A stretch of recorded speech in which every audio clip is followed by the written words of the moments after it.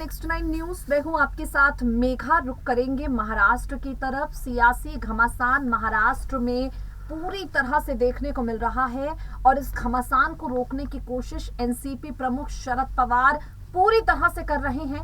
फिलहाल अब तक असफल हो गए हैं। शरद पवार स्थिति को कुछ इस तरह से भांप चुके हैं, आंक चुके हैं कि साफ साफ उन्होंने बीते कल कह दिया कि अगर एकनाथ शिंदे मुख्यमंत्री बनना चाहते हैं तो एनसीपी और कांग्रेस को किसी तरह की कोई आपत्ति नहीं है। देखिए, एकनाथ शिंदे जो हैं वो बीते काफी वक्त से सुर्खियों में थे, लेकिन कुछ इतना बड़ा घमासान वो महाराष्ट्र में कर देंगे किसी ने नहीं सोचा था। करीब 42 विधायकों के समर्थन का दावा एकनाथ शिंदे लगातार कर रहे हैं और महाराष्ट्र में डिप्यूटी स्पीकर साफ कह चुके हैं कि जब तक हमारे पास पुख्ता जानकारी सामने नहीं आएगी हम कैसे बता सकते हैं कि कितने विधायक हैं जो उद्धव सरकार को झटका दे सकते हैं। आज उद्धव ठाकरे ने अपनी कैबिनेट की बैठक को बुलाया था जिसमें 8 मंत्री नहीं पहुंचे। इसके बाद ही विधायकों को लेकर व्हिप जारी किया गया है।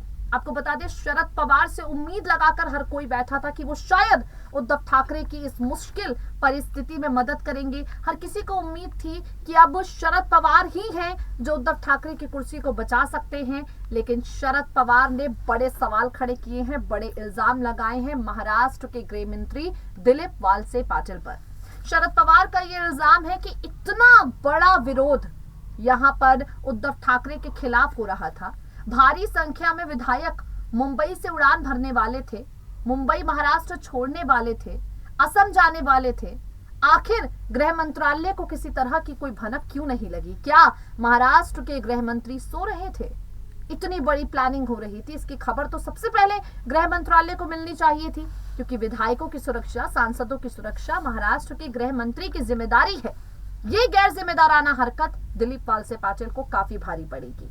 शरद पवार ने और भी कई बयान दिए हैं। शरद पवार के बयान से लेकर महाराष्ट्र से आई इस वक्त की तमाम बड़ी खबरें तक आपको सुनाते हैं अपनी रिपोर्ट के जरिए। सुनिए जरा।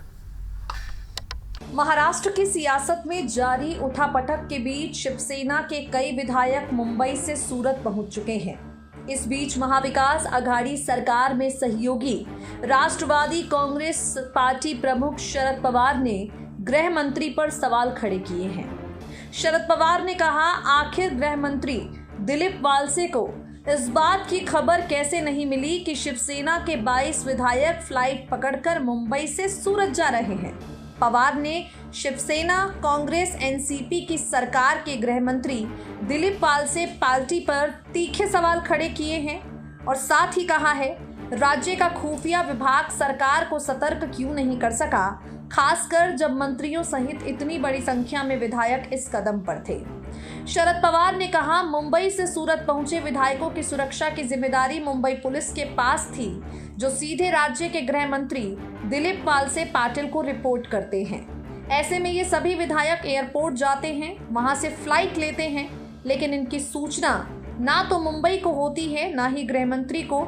ये कैसे हो सकता है? खबर है कि इस घटना को लेकर शरद पवार ने दिलीप वालसे पाटिल और जयंत पाटिल से मुलाकात भी की है। शरद पवार बहुत ज्यादा परेशान हैं। उन्होंने अपनी नाराजगी पार्टी के नेताओं को बता दी है।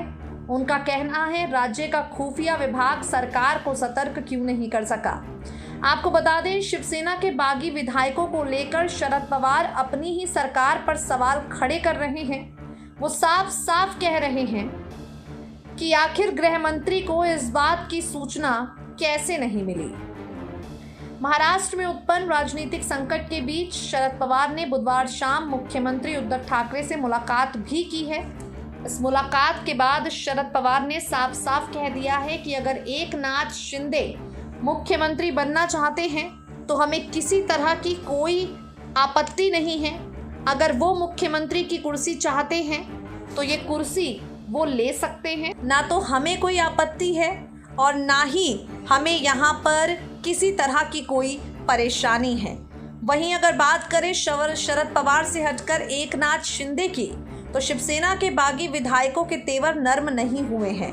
37 से ज्यादा पार्टी विधायकों का समर्थन मिलने का दावा करके दल बेदल विरोधी कानून को चुनौती देने के लिए एकनाथ शिंदे पूरी तरह से तैयार हैं। आपको बता दें, उद्धव ठाकरे को समर्थन देने वाले विधायकों ने एकनाथ शिंदे पर कई तरह के आरोप लगाए हैं। संजय राउत का कहना है कि हमारे विधायकों को अगवा किया गया है। 21 विधायक हमारे संपर्क में हैं, मुंबई वापस लौटना चाहते हैं। वहीं गुवाहाटी के रेडिसन ब्लू होटल में एकनाथ शिंदे सहित महाराष्ट्र के 42 बागी विधायक एक साथ बैठे नजर आए हैं। बागी विधायकों का कहना है, शिंदे साहब तुम आगे बढ़ो, हम तुम्हारे साथ हैं। देवेंद्र फडणवीस को मुख्यमंत्री बनाए जाने के पोस्टर मुंबई की सड़कों पर लगने लगे हैं। बागी विधायकों ने चिट्ठी लिखकर उद्धव ठाकरे पर कई तरह के आरोप लगाए हैं। महाराष्ट्र में सियासी भूचाल आ गया है, सियासत गरमाई है। शरद पवार अपने ही दल पर सवाल उठा रहे हैं।